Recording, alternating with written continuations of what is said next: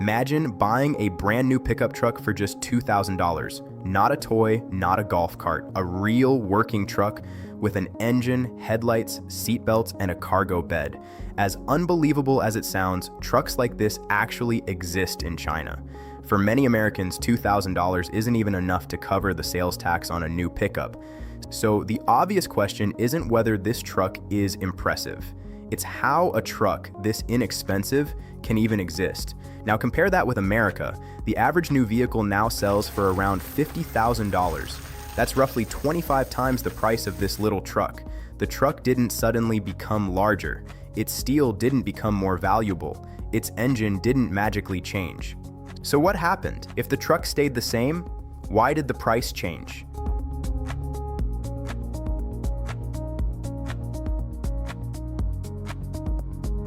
Most people already think they know the answer. They blame automakers, government regulations, inflation, taxes. Maybe they're all partly right. But none of those explanations can fully explain a gap this large, which suggests we've been asking the wrong question. Maybe the truck isn't what's expensive. Maybe the system surrounding the truck is. So instead of reviewing this truck, we're going to follow it, from the factory floor to its final owner. Because somewhere along that journey, the price begins to climb. Not all at once, not because of one dramatic decision, but one layer at a time. And if we can discover where that first layer appears, we may discover why American cars have become so expensive. Our investigation begins at the factory.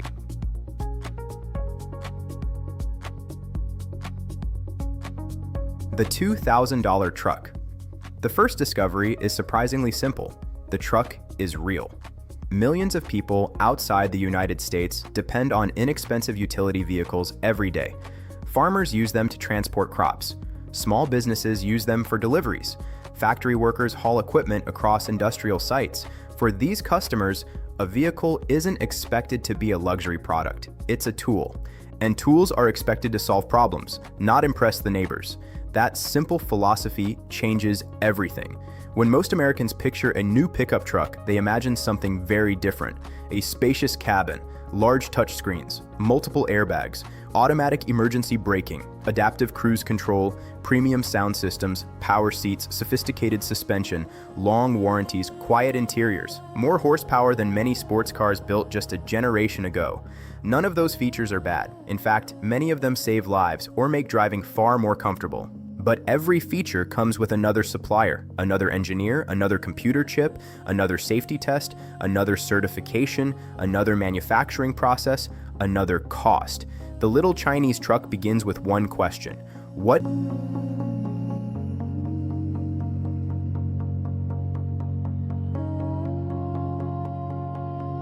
is the minimum needed to move people and cargo? Modern American vehicles often begin with the opposite question: what more can we add? Now think about the numbers again. One vehicle costs around $2,000. The average new vehicle sold in America now costs around $50,000. Both move people, both carry cargo, yet one costs roughly 25 times more than the other.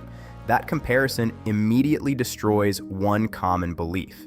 Many people assume cheap vehicles simply can't be built anymore. Clearly they can. So perhaps manufacturing isn't the biggest mystery after all. Perhaps the real mystery begins after manufacturing is finished. Because the factory only builds the truck, it doesn't decide what happens after the truck leaves the gate. That realization changes the entire direction of this documentary. Instead of asking why factories build expensive vehicles, we should ask what happens after a finished vehicle starts moving through the economy. Every mile introduces another business, another service, another inspection, another layer of protection, another opportunity for costs to accumulate. None of those layers seems large enough to explain a $48,000 difference by itself. But what if no single layer has to? What if the answer isn't one giant cost, but dozens of ordinary costs quietly stacking together over decades? Because the first place where that stacking begins isn't inside the factory, it's at the port.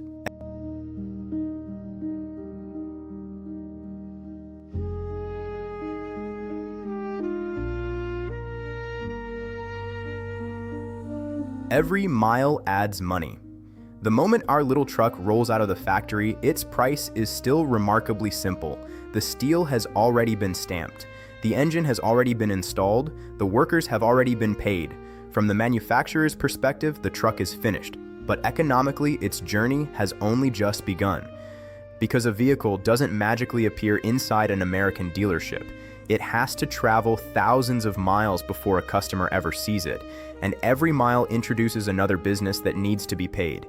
The first stop is transportation. The truck is loaded onto another vehicle and driven to a shipping terminal. There, it joins hundreds or even thousands of other vehicles waiting for export. Workers inspect paperwork, shipping companies assign containers, ports charge handling fees. Containers are lifted by massive cranes onto cargo ships crossing the Pacific Ocean. None of these companies are building the truck. Yet every one of them becomes part of its final price: ocean freight, marine insurance, port handling, container management, customs documentation. Each individual charge looks relatively small. A few $100s here, a few $100s there, nothing shocking by itself. But that's exactly how cost stacking works.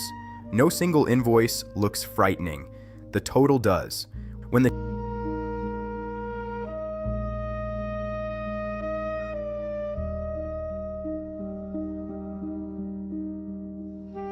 ship finally reaches an American port, many people assume the journey is almost over. In reality, another series of costs is just beginning. The truck cannot simply drive off the ship. Import paperwork must be reviewed. Customs officials verify documentation. Depending on the vehicle and how it enters the country, import duties and fees may apply. Storage yards temporarily hold incoming vehicles. Inspection facilities verify compliance. Transportation companies move vehicles from the port to regional distribution centers. Warehouses receive them. Inventory systems track them.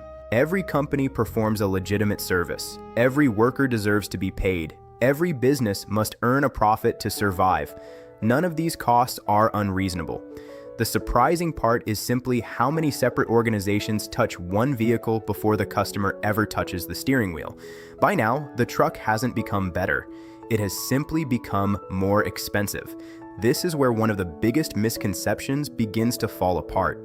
People often imagine that someone suddenly doubles the price out of greed. That almost never happens. Instead, dozens of businesses each add a very small amount: $200, $500, $1,000, insurance, storage, transportation, administration, compliance. Individually, they barely seem worth mentioning. Collectively, they become impossible to ignore. Imagine carrying a backpack. One book doesn't feel heavy, neither does the second or the third. But after someone quietly slips 20 books inside, the backpack suddenly feels impossible to carry.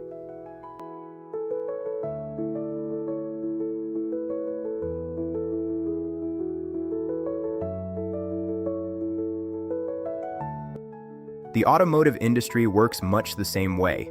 No single layer creates a $50,000 vehicle. The layers create it together. Yet even after crossing an ocean, paying shipping companies, customs brokers, warehouses, and transportation firms, something still doesn't make sense. Shipping alone cannot explain why vehicles built inside America are also becoming more expensive every year. After all, many American trucks never cross the Pacific Ocean at all. They're assembled in factories located only a few hundred miles away from the dealership. If transportation isn't the biggest reason, then the real mystery must be hiding somewhere deeper inside the American automotive system itself, and that's exactly where our investigation goes next.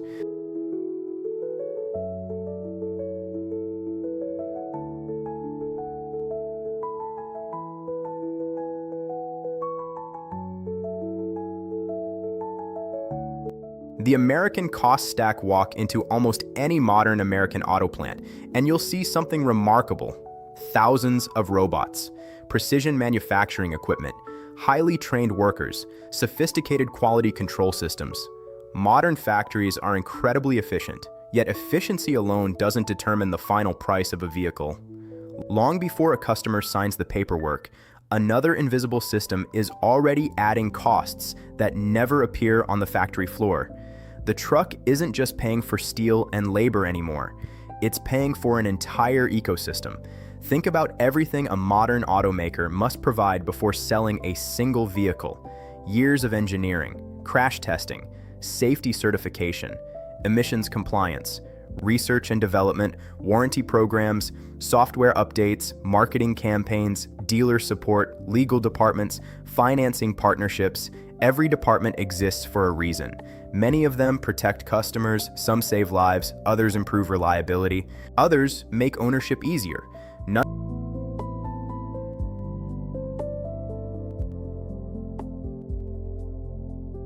of them are unnecessary on their own. But every department also has employees, buildings, equipment, insurance, lawyers, consultants, computers, electricity, payroll. Every layer quietly adds another cost before the vehicle ever reaches a showroom. That realization changes the story once again. Cars aren't becoming expensive because factories suddenly forgot how to build efficiently. Factories may actually be more efficient than ever before. The difference is everything surrounding the factory. Modern vehicles no longer pay only for manufacturing. They pay for research, for regulations, for technology, for legal protection, for distribution, for customer service, for financing, for decades of expectations that simply didn't exist a generation ago. Each new layer makes sense when viewed by itself. The challenge is what happens when every sensible layer is stacked on top of every other sensible layer. By now, our $2,000 truck has revealed something far bigger than itself. The question is no longer whether America can build an inexpensive vehicle. The question has become much more uncomfortable. Has America built an economic system where adding value also means constantly adding cost? If that's true, then another question naturally follows. How did China manage to remove so many of those layers while America continued adding them? That answer begins far away from the dealership, inside an entirely different manufacturing philosophy.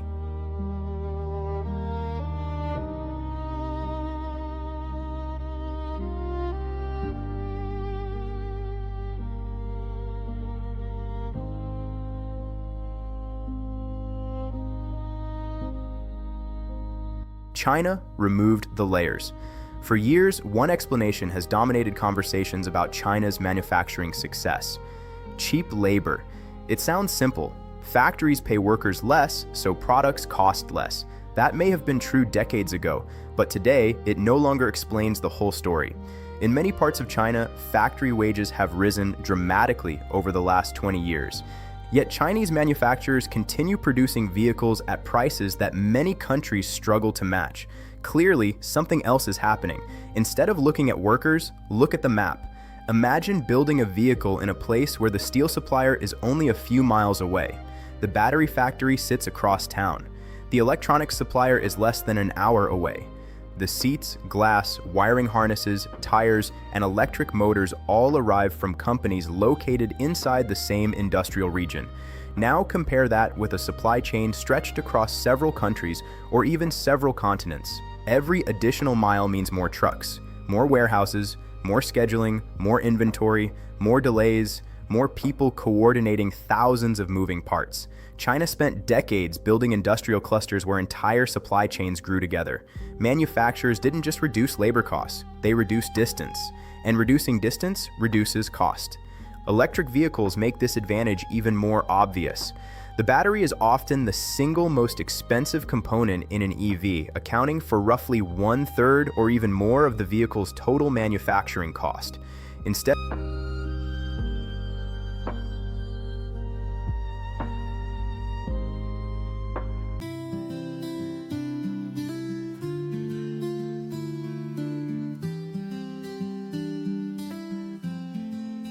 of relying heavily on overseas suppliers, many Chinese manufacturers built ecosystems around battery production.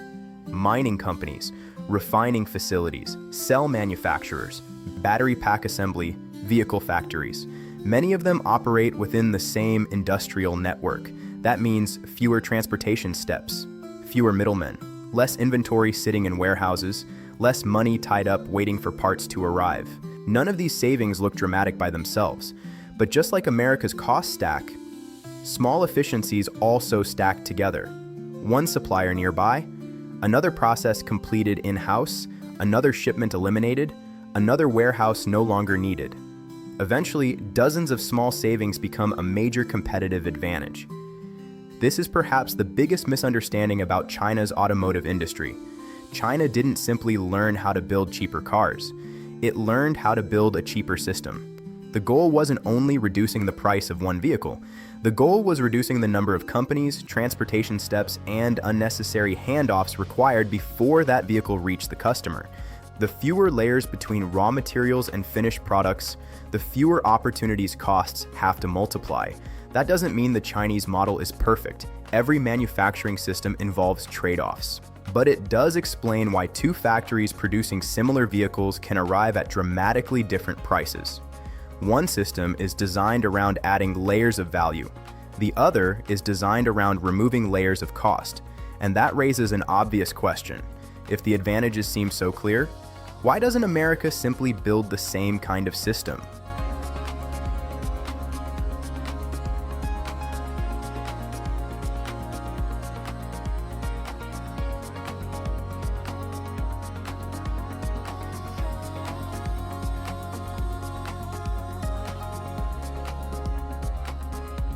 Why America can't go back. At first glance, the solution sounds obvious. Cut unnecessary costs, simplify production, reduce prices, problem solved. But economies don't work like light switches. You can't rebuild decades of industrial history overnight, because every layer inside America's automotive industry supports someone else's livelihood. Think about a single new truck sold in America. The sale doesn't only support the factory worker who assembled it, it also supports dealership employees, truck drivers, warehouse workers, advertising agencies, software companies, insurance providers, finance specialists, warranty departments, maintenance networks, parts distributors. Thousands of businesses depend on the system exactly as it exists today. Remove one layer and someone loses revenue. Remove several layers and entire industries begin to shrink. That makes large-scale change far more complicated than simply building a cheaper truck. Consumer expectations create another challenge. Modern American buyers don't simply purchase transportation. They expect comfort, technology, safety, convenience, long warranties, instant financing, nationwide service networks, continuous software updates, roadside assistance. Every expectation creates another business that must exist to deliver it, and every business adds another layer of cost. Ironically, many of the features customers value most are also the features making vehicles increasingly expensive. People rarely ask manufacturers to remove them. They ask manufacturers to add even more. Perhaps that's the biggest lesson of this entire investigation. Expensive systems rarely become expensive because of one terrible decision. They become expensive because thousands of reasonable decisions accumulate over many decades. Each improvement solves a problem. Each regulation protects someone. Each service creates value. Each new expectation makes ownership a little easier. But together, they create an economy where nearly every additional benefit comes with another additional cost. Which brings us to the final and perhaps most important question. If everyone in the system receives something of value, who ultimately pays the full bill? That answer isn't found inside the factory or the dealership. It's found in the wallet of every car owner.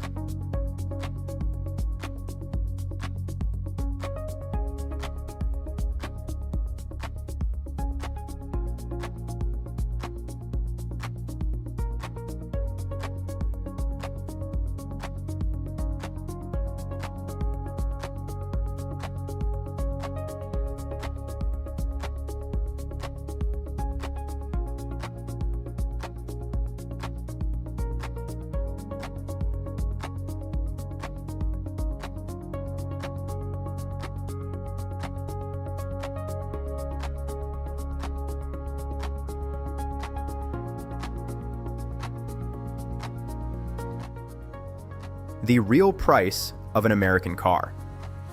By now, the little $2,000 truck has taken us farther than anyone expected.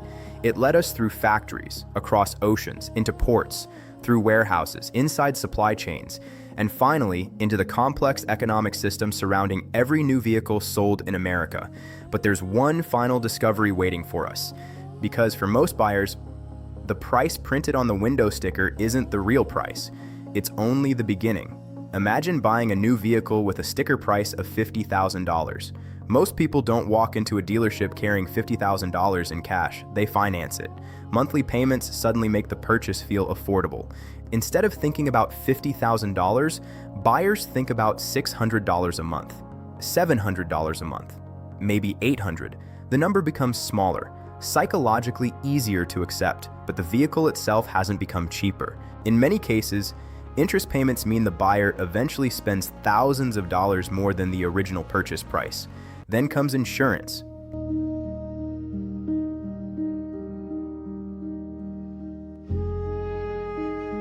Registration fees, routine maintenance, new tires, brake replacements, unexpected repairs after the warranty expires, fuel or electricity.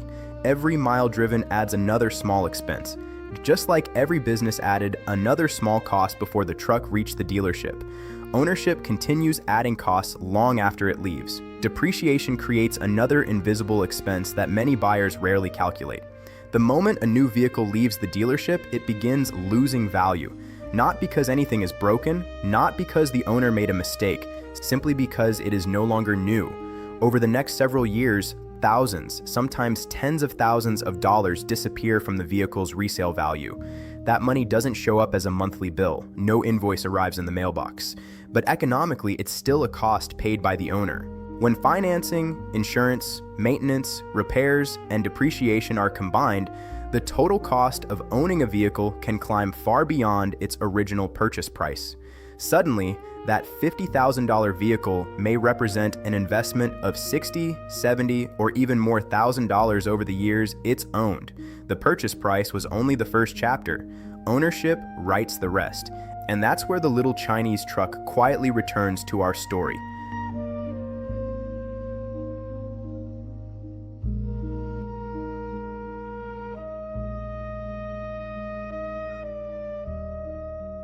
Remember, nothing about the truck itself ever changed. Its engine remained the same.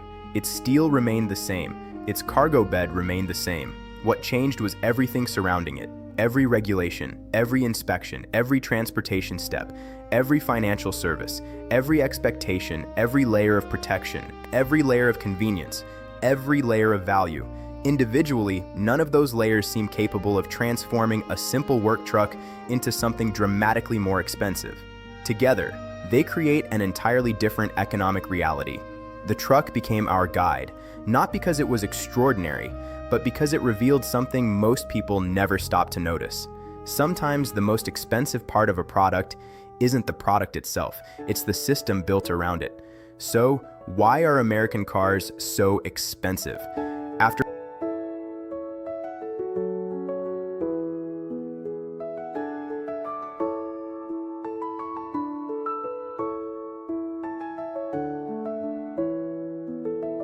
following one tiny truck across an entire global supply chain, the answer is no longer as simple as blaming manufacturers, governments, dealerships, or consumers.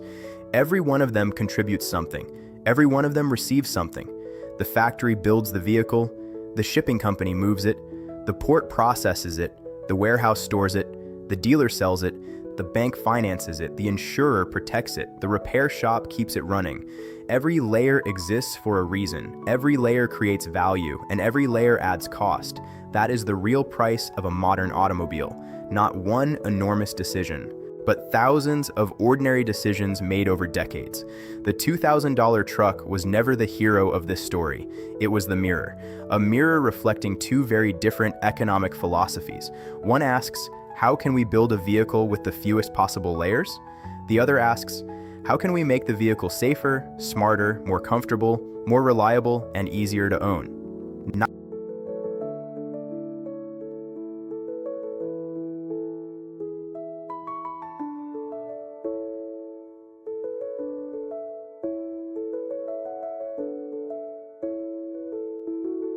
Neither question is completely right. Neither is completely wrong, but they produce dramatically different outcomes. And perhaps that's the most important discovery of all. The question isn't simply why American cars are expensive. The deeper question is this: what happens when an economy is designed to add value at every single step? because eventually, every added layer becomes part of the price, and in the end, someone has to pay for all of them.